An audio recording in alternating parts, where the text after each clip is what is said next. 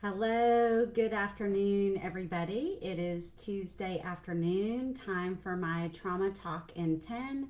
My name is Bonnie Barclay.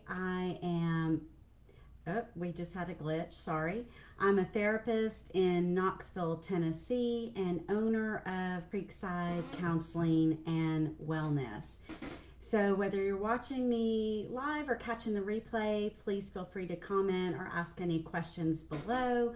And let's get started with today's topic. So, today I want to talk about the fourth trauma response.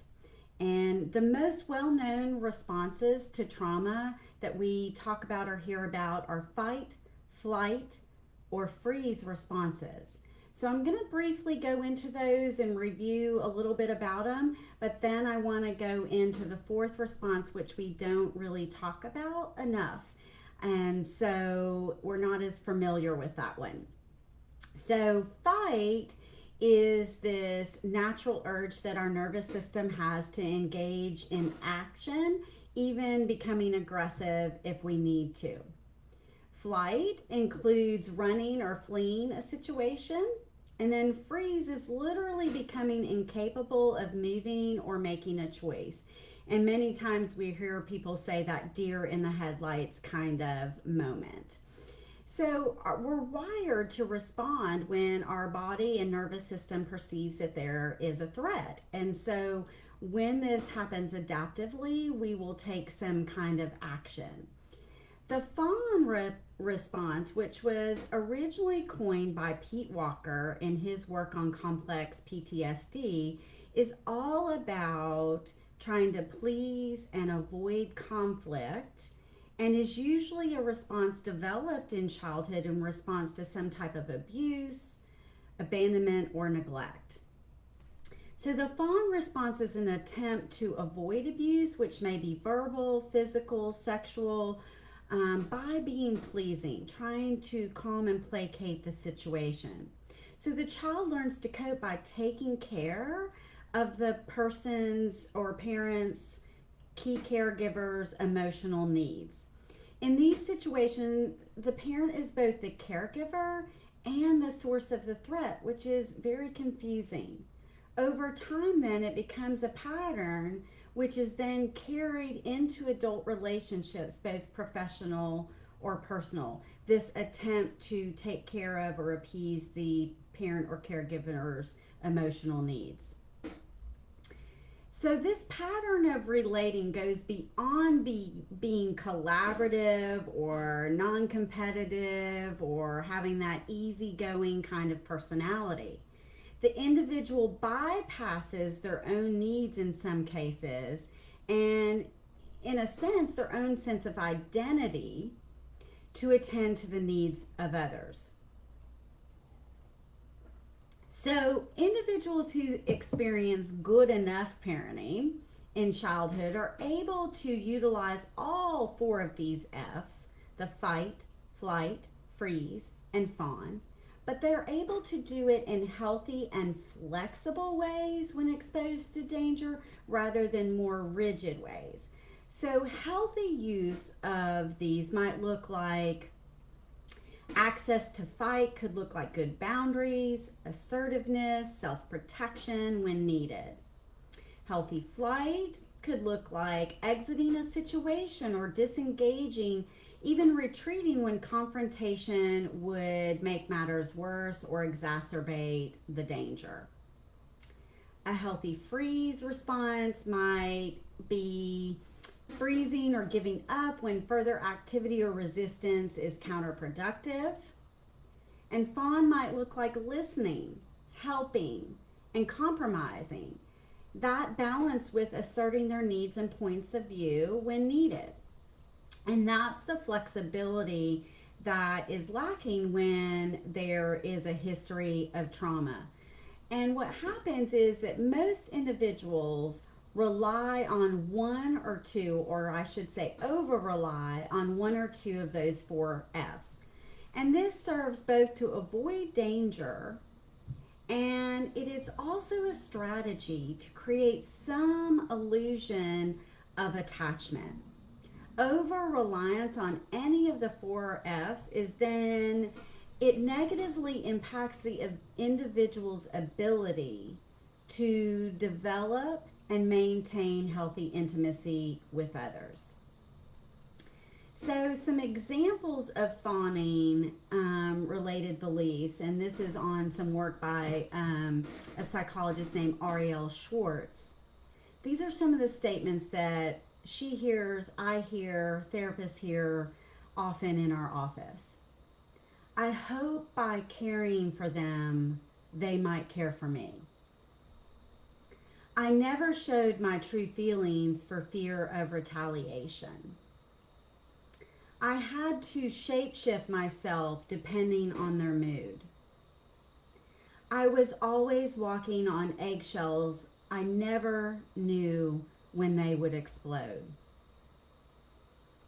So, along with these beliefs that can occur, I want to talk for a minute about flashbacks. You know, when we think about or talk about trauma symptoms, specifically flashbacks, I think people consider more intrusive memories or images that come up.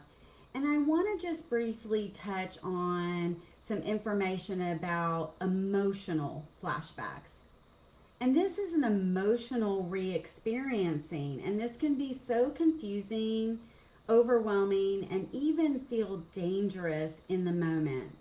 And emotional flashbacks are common in these patterned relationships that repeat these family patterns. And this means that in adult relationships, there can be an instant regression back into overwhelming states of their childhood trauma, which can include fear, shame, alienation, rage, grief, and or depression.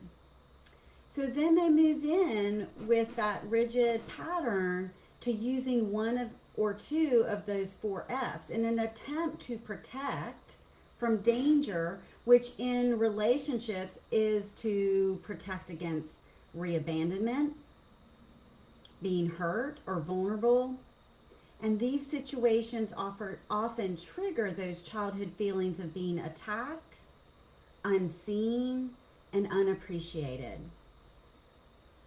So the key conflict for these children is the need to flee the dangerous environment and their need, because we're all wired for connection, right? This need to attach to the caregiver.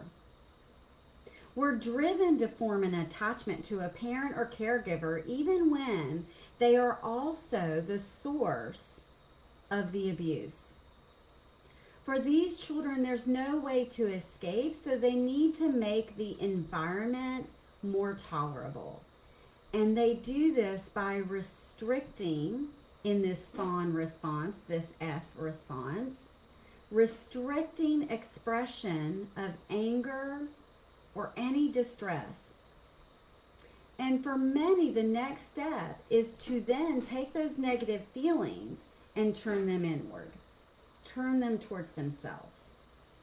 So let's take a look at what happens to individuals who tend to over-rely on the fawn response.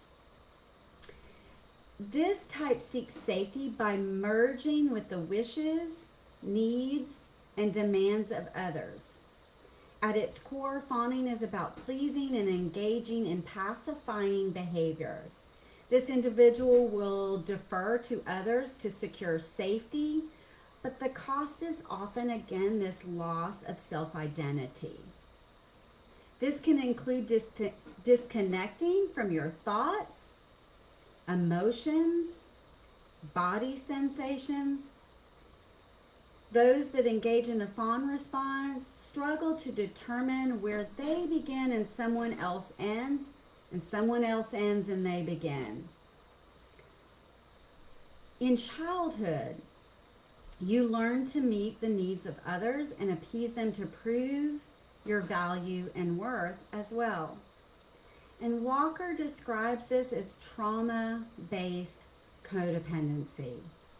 Now let's talk about that term because it's often used more in that addiction recovery world and sometimes even has a negative connotation to it. And I really try to normalize this as a trauma response when I give my clients information about it. So let's talk about the difference between healthy and unhealthy here. So healthy relationships have a reciprocal interdependence. With fawners, without boundaries and clear sense of a separate self from another, this has that more codependence that develops. As someone with a fawning trauma response, you may do anything you can to keep the peace, which in turn deprives you of the ability to negotiate on matters important to you, whether that's in your personal life or your professional life. So let's look at some of these specific signs. You may find yourself compromising your values. You may have trouble saying no. You may tend to over apologize. You may tend to hold back your opinions or preferences that might seem controversial. Your relationship patterns may include fixing or rescuing others from their problems. You may change your preference to align with others. You may not really even know what you like or don't like. You may be drawn to these patterned people that repeat your childhood role. You may feel unseen or resentful in relationships where you overfunction and then feel underappreciated. With therapy, specifically EMDR therapy, we explore the roots of these patterns and work towards more adaptive beliefs and patterns, as well as improved coping, increased emotional and body awareness, an increased ability to assert your needs and feelings, and an increased ability to set boundaries without, and this is key here, without excessive guilt or fears.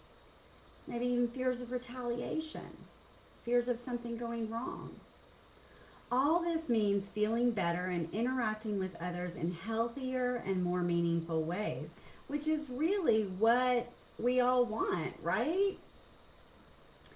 So the hard truth for today is that healing involves recognizing when you are engaging in people-pleasing or codependent behaviors. Now, please know, this type of response is habitual. It takes time to heal and will require self-compassion and patience. When something is habitual, it can be hard to identify when you're even doing it. If you find you are in a pattern relationship that is unsafe, help is available. You do not have to navigate these relationships or your healing process alone. So the takeaway for today is, remember, when you were a child, you needed these behaviors to survive. Now you can learn to take better care of yourself and set healthier boundaries with others.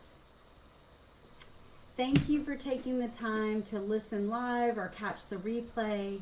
I hope you found something helpful today. Next week, I'm going to have to change the time of my Facebook Live. I actually have a doctor's appointment, so I'm going to prioritize my own self-care, and we'll do that. And then 4th of July week, I will not be doing a Facebook Live. So I'll see you next week, different day, maybe a different time, and then the 4th of July week, I will be out. Thanks so much. Take good care of yourself.